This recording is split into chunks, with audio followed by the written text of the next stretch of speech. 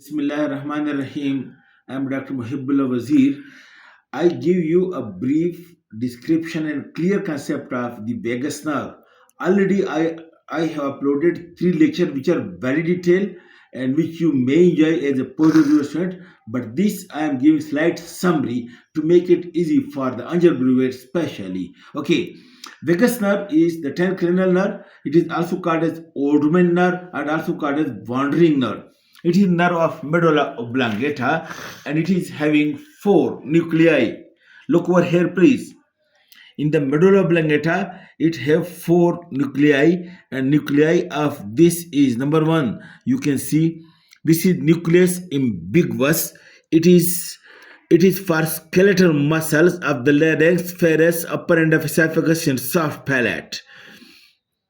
And then this is the dorsal nucleus of the vagus nerve, and this is parasympathetic in function for the viscera of the thorax and abdomen, lungs, heart, intestine, etc. And then over here you can see the nucleus of tractus solitarius or solitary nucleus, which is sensory and also for taste. And then this is the spinal nucleus of the trigeminal nerve, which is actually nucleus of trigeminal, but the vagus nerve also get contribution from it, and it is sensory for the external ear.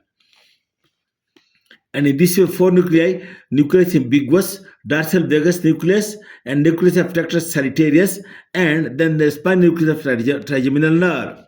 Then the rootlet from all these nerves come out, and it comes out over here from the brain between the olive. Look, this is pyramid is an olive between the olive and inferior cerebral peduncle by series of rootlets. You can see so many rootlets. And then all rootlets unite with one another to form the vagus nerve. Then this vagus nerve travels laterally towards the jugular foramen. It travels laterally toward the jugular foramen, and you can see over here, over here is the medulla oblongata. From it the nerve travels laterally and comes over here to reach to the jugular foramen. And passing through the jugular foramen, this vagus nerve passes along with the glossopharyngeal, vagus, and accessory nerve and internal jugular vein. All these four structures passes through the internal jugular vein, and you can see it over here. Look, this is the vagus, and then you can see this is glossopharyngeal, and over here you can see this is the accessory. The three nerve descend downwards. The accessory passes laterally, and the glossopharyngeal passes medially toward the pharynx, while the vagus nerve descend downward. All right, and over here, and over here, and over here, then the vagus nerve is having, look, the vagus nerve, as soon as it comes out of the jugular foramen, it exhibits two ganglion, superior ganglion and inferior ganglion. Over here, the vagus nerve receives the accessory nerve as well, some cranial fibers of the accessory nerve. And then the vagus nerve descend downward. Look, over here, it descends downward between the internal carotid artery and internal jugular vein, and then the common carotid artery and internal jugular vein descend downward over here in the neck. Laterally, the jugular vein, medially the internal and common carotid. Between the two is the vagus nerve, enclosed in the carotid sheath. It descends downward in the carotid sheath, that is between the jugular vein, internal and common carotid artery. And then the nerve, when it reaches over here to the root of the neck, then you can see the vagus nerve passes behind the clavicle to enter into the thorax.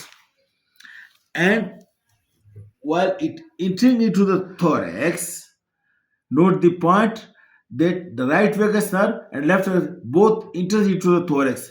The right vagus nerve passes anterior to the right subclavian artery, while the left vagus nerve, when it enters into the thorax, it passes downward and passes anterior to the arch of aorta. Okay, and then both these nerves enter into the thorax, and these nerves then lies one. Look, this is the right vagus nerve and this is the left vagus nerve. The right vagus nerve, it crosses the anterior to the right subclavian artery, while the left vagus nerve, comes over here by passing to the anterior subclavian artery, then it passes anterior to the arch of aorta. The right one, it gives the recurrent nerve over here, while the left nerve, it gives the left recurrent nerve inside the thorax by passing over the arch of aorta, and then you can see that both vagi, it comes over here. This is the esophagus. One lies on each side of the esophagus, and each vagus divide into bunch of branches and make a plexus around the esophagus, which is called as esophageal plexus. And from this esophageal plexus, then again two trunks are formed. One trunk passes anterior to the esophagus and one trunk passes posterior to the esophagus. And now, instead of right and left vagus, these are being called as anterior vagal trunk and posterior vagal trunk. And then along with the esophagus, both these trunk enters into the abdomen by passing through the esophageal opening in the diaphragm and enters into the abdomen. And then it gives in the abdomen different branches. Okay, this is the brief course of the vagus nerve starting from the base of the skull up to the abdomen. Then what are the branches of the vagus nerve? Look, as soon as the vagus nerve comes out of the jugular foramen, it gives one meningeal branch which sends backward through the jugular foramen to supply the dura mater of the posterior cranial fossa.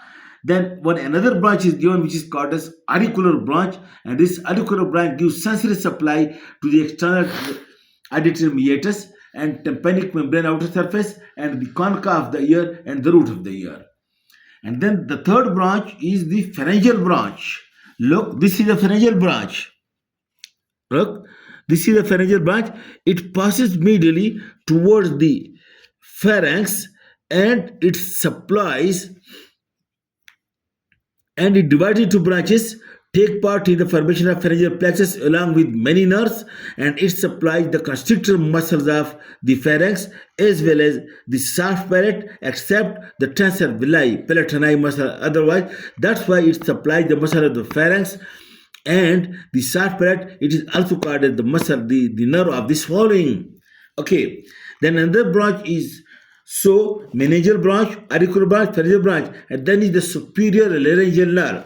Look, this is the superior laryngeal nerve. It comes downward and divides into three.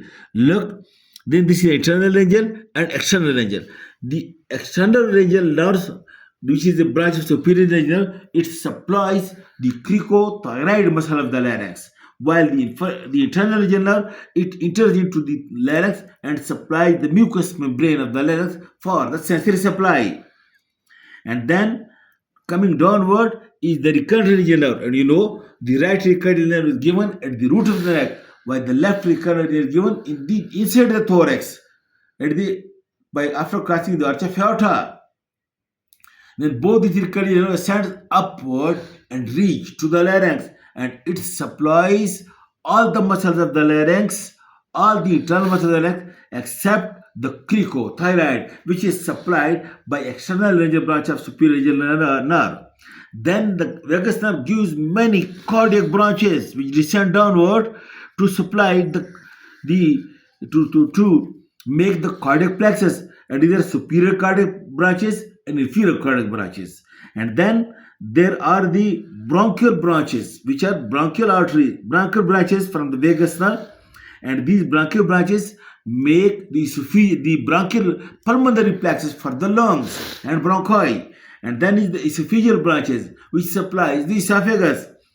And then is when it enters with the abdomen, then it gives the gastric branches and the celiac branches to the mesenteric plexus, to the renal plexus. And in this way, in the abdomen, it supplies the stomach, all the hepatic channel, and then the small intestine, and the ascending colon, and the right two-thirds transverse colon. And these are the branches of the vagus nerve. Now, the detail of the branches of all that I have already given the first three lectures, and if you want to study that in more detail, this is just brief summary of the vagus nerve. Thank you very much.